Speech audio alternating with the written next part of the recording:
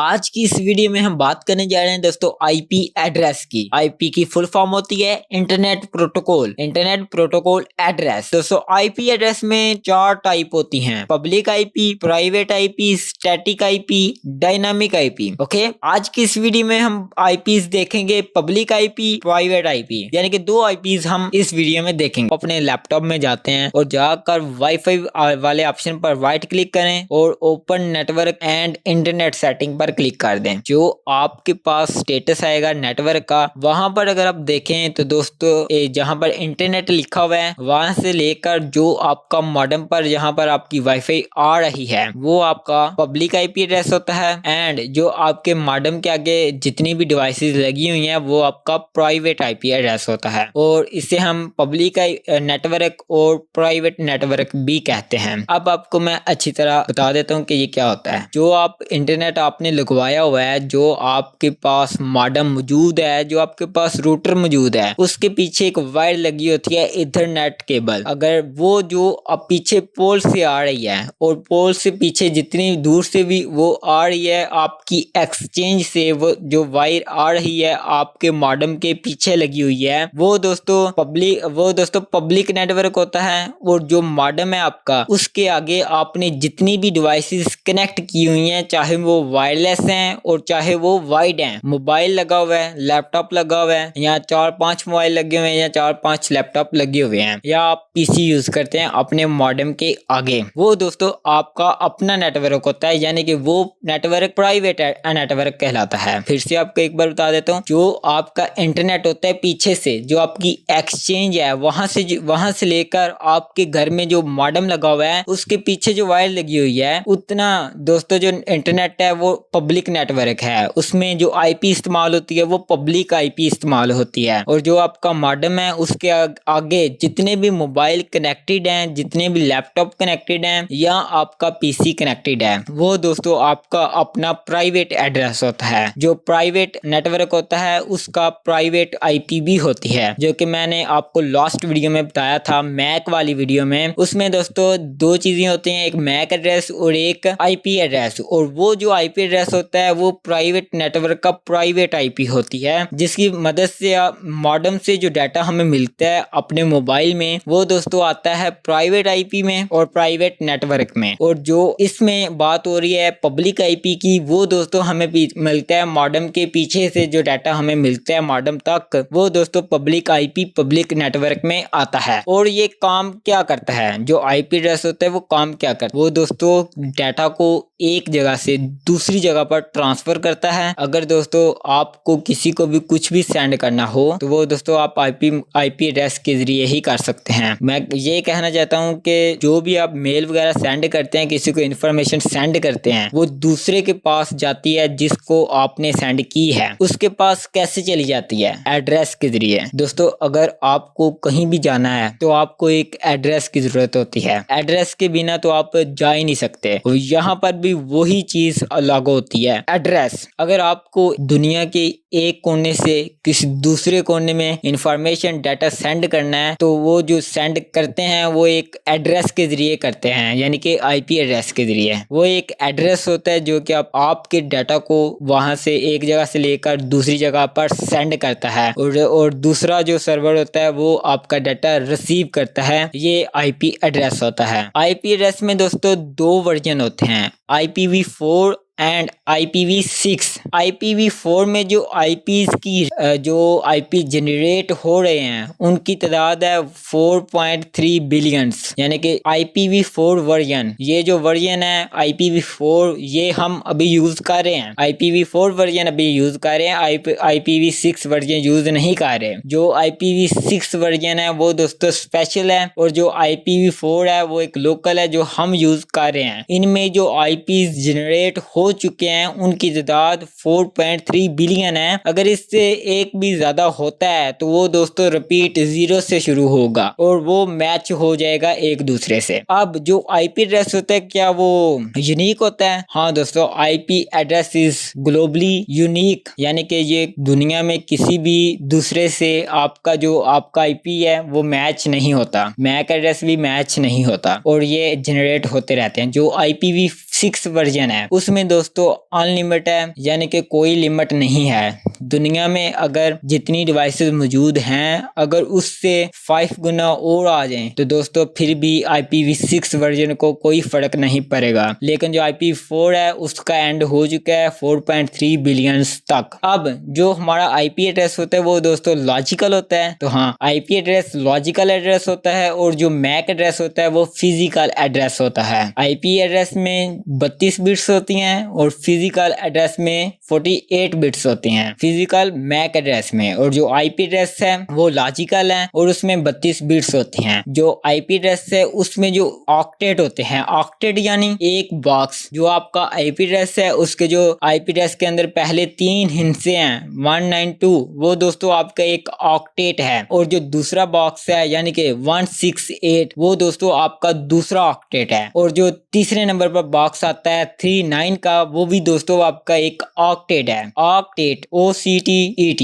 अब जो आपके पास चौथा ऑक्टेट है वो 240 का है और टोटल 4 ऑक्टेट हो गए हैं। अब 32 बिट्स कैसे बनती हैं दोस्तों? आपके IP एड्रेस में जो बॉक्स है यानी कि जो ऑक्टेट है उसमें एक ऑक्टेट में 8 बिट्स होती हैं और दूसरे में 8 और तीसरे में 8 और चौथे में 8, टोटल कितने हुए? 32 बिट्स। ओके अब जो आपका IP एड्रेस है वो क्या डेसिमल फॉर्मेट में होता है? जो अभी आप स्क्रीन पर देख रहे हैं वो दोस्तों डेसिमल है, डेसिमल फॉर्मेट में है। अब दोस्तों जो IP एड्रेस में क्लासेस आती हैं वो टोटल 5 क्लास होती हैं, class A, class B, class C, class D और क्लास E। यहाँ पर हम 2 क्लासेस को यूज नहीं करते, क्लास D को एंड क्लास E को। जो क्लास D है वो इस्तेमाल होती है मल्टीकास्ट के लिए, क्लास E है वो दोस्तों रिसर्चेस के लिए इस्तेमाल होती है, यानी कि ये दोनों क्लासेस स्पेशल हैं। जो हमारे पास अभी IP मौजूद है वो दोस्तों क्लास A, क्लास B और क्लास C में आती हैं। सबसे पहले जो क्लास C है वो दोस्तों स्मॉल नेटवर्क के लिए है, क्लास B मीडियम नेटवर्क के लिए है एंड जो क्लास A है वो दोस्तों हाई नेटवर्क के लिए है। अब दोस्तों अगर आपके पास एक IP एड्रेस मौजूद है तो आप उसमें देखना चाहते हैं कि आपकी नेटवर्क ID कौन सी है एंड होस्ट ID कौन सी है। आपके IP एड्रेस में 2 चीजें आती है, network ID and host ID। दोस्तों नेटवर्क ID को जाहिर करते हैं 1 बिट से एंड होस्ट ID को जाहिर करते हैं 0 से। अब दोस्तों अगर आपको फाइंड करना है आपका IP एड्रेस में नेटवर्क ID या होस्ट ID तो आप कैसे फाइंड करेंगे? आपके पास क्लास A, क्लास B और क्लास C की रेंजेस मौजूद होनी चाहिए। अगर स्क्रीन पर देखें तो क्लास A की रेंज 1.0.0.4 यहाँ से लेकर 126.255.255.254 ये क्लास A की रेंजेस हैं। और क्लास B की रेंजेस 128.1.0.1 इससे लेकर 191.255.255.254 और क्लास C की रेंजेस 192.0.1.1 से लेकर आगे 223.255.254.254। अब इसमें जो नजर आने वाली बात है, जो देखने वाली बात है वो दोस्तों ये है कि आपकी जो IP है उसमें कभी भी 255 से ज्यादा हिस्से नहीं होंगे, ठीक है? यानी कि किसी भी ऑक्टेट में 256 नहीं होगा, 256 नहीं होगा, उससे नीचे कुछ भी हो सकता है। और जो आपका पहले नंबर वाला ऑक्टेट है उसमें कभी भी 0 नहीं होगा। अब आपको समझ में आ गया। अब अगर आपको अपने नेटवर्क ID फाइंड करना है, अगर आपका जो IP है वो क्लास A का है तो उसमें पहले नंबर वाला ऑक्टेट यानी बॉक्स वो दोस्तों नेटवर्क ID का है और बाकी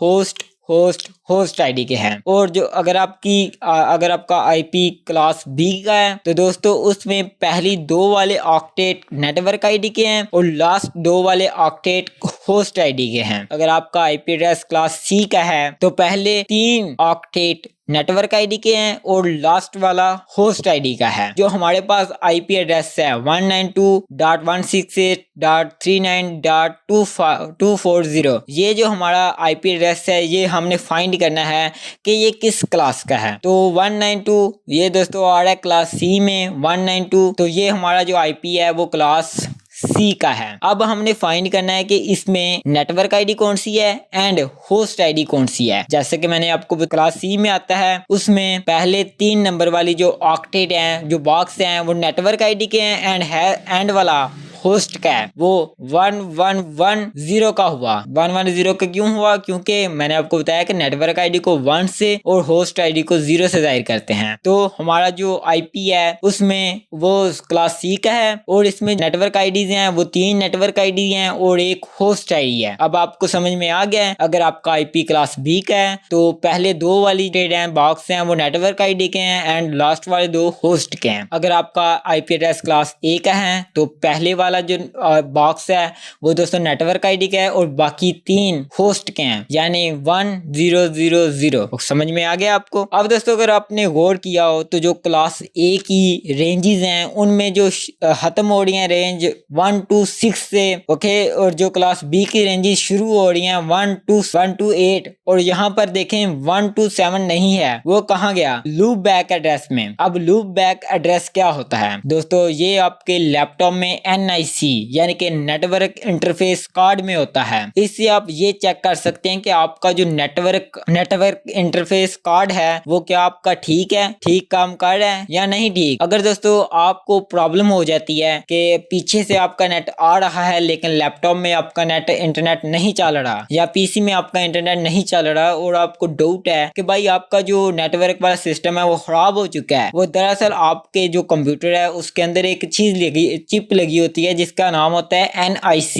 नेटवर्क इंटरफेस कार्ड। जो स्क्रीन पर आपको उसकी पिक्चर नजर आ रही है वो दोस्तों आपका खराब हो जाता है। लेकिन आपको कैसे पता चलेगा कि वो ही खराब है? आपका पीछे से इंटरनेट भी खराब हो सकता है। तो आप ये कैसे फाइंड करेंगे दोस्तों? आपने अपने लैपटॉप में जाना है सर्च बॉक्स में और यहाँ पर ping.exe लिखना है। ping.exe ये आपने ओपन करनी है। ओपन करने के बाद दोस्तों आपने सर्च करना है, आपने लिखना है जो जब ये ओपन होगा तो आपने लिखना है PING लूप बैक। और ठीक है, सबसे पहले PING फिर loop LWP loop BACK back loop back और एंटर कर देना है। तो उसकी रेंज भी आपने लिखनी है 127.0.0.1। अगर आपको रिप्लाई में आता है तो दोस्तों आपका जो आपका NIC है वो बिल्कुल ठीक है। अगर आपको कुछ रिप्लाई नहीं आता तो वो आपका जो NIC है वो खराब है, तो आप उसको चेंज करें। अब आपको पता चल गया होगा दोस्तों कि हम इसको कैसे फाइंड कर सकते हैं, हमारा लूप बैक एड्रेस है वो क्या होता है और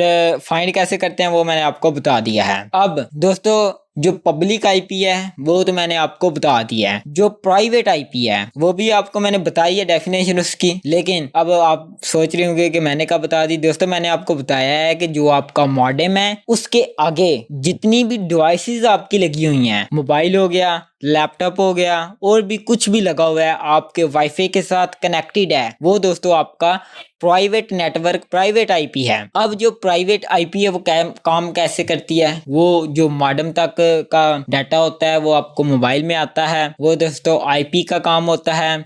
अगर आप कुछ सर्च करते हैं तो वो कैसे आपके पास आता है, आपके दूसरे मोबाइल में भी आ सकता है या अगर आपके मॉडेम के साथ कोई और डिवाइस कनेक्टेड है लेकिन निकाला कुछ आपने है, वेबसाइट आपने निकाल लिया है और वो दूसरे किसी में ओपन हुई है। क्या ऐसा आपके साथ कभी हुआ है? नहीं ना हुआ। वो क्यों नहीं हुआ? वो इसी की वजह से नहीं हुआ, प्राइवेट आईपी की वजह से, यानी कि आईपी एड्रेस की वजह से ऐसा नहीं हुआ। तो आपको पता चल गया होगा प्राइवेट आईपी क्या करती है और पब्लिक आईपी क्या करती है। ठीक है, अब आप पब्लिक आईपी को फाइंड कैसे कर सकते हैं? पब्लिक आईपी को आपने फाइंड करना है तो आपने अपने गूगल पर चले जाना है, लैपटॉप ओपन कर लें और वहां पर जाके सर्च करना है what is my IP address. तो आपको पता चल जाएगा बहुत ही आसानी से। अगर आपने अपने लैपटॉप में देखना है कि आपकी लैपटॉप की यानी कि प्राइवेट आईपी क्या होती है तो आपने अपने लैपटॉप में कमांड प्रॉम्प्ट पे चले जाना है और वहां पर जाकर आपने सर्च करना है आईपी कॉन्फ़िग। तो आपके पास आपका लैपटॉप का जो NIC है उसका एड्रेस आपके सामने आ जाएगा और वो आईपी होगी प्राइवेट आईपी होगी। पब्लिक आईपी गूगल से मिलेगी, प्राइवेट आईपी आपके लैपटॉप से NIC कार्ड के अंदर होती है, वो आपको नजर आएगी आपके लैपटॉप में CMD प्रॉम्प्ट पे। ठीक है, अब जो प्राइवेट आईपी होती हैं उसकी भी रेंजेस होती हैं, उसकी भी नेटवर्क आईडी होती है, होस्ट आईडी होती है। उसको कैसे फाइंड करते हैं? उसने अलग सी रेंजेस दे दी हुई हैं जो कि आपको स्क्रीन पर नजर आ रही हैं, जल्दी से जाकर नोट कर लें और इनका भी काम हम इसको फाइंड कैसे करते हैं, जो हमारे पास प्राइवेट आईपी है वो कौन सी क्लास की है, क्लास ए की है, क्लास बी की है, क्लास सी की है, वो कैसे फाइंड करते हैं। जैसे कि मैंने पब्लिक आईपी में आपको बता दिया है, वैसे ही इसको भी फाइंड करते हैं। नेटवर्क आईडी भी इसमें आपको वैसे ही मिलेगी और प्राइवेट होस्ट आईडी भी इसी से आपको मिलेगी। अब आपको पता चल गया होगा कि पब्लिक आईपी क्या होती है एंड प्राइवेट आईपी क्या होती है। तो उम्मीद करता हूँ आपको वीडियो पसंद आया होगा। तो थैंक्स फॉर वॉचिंग।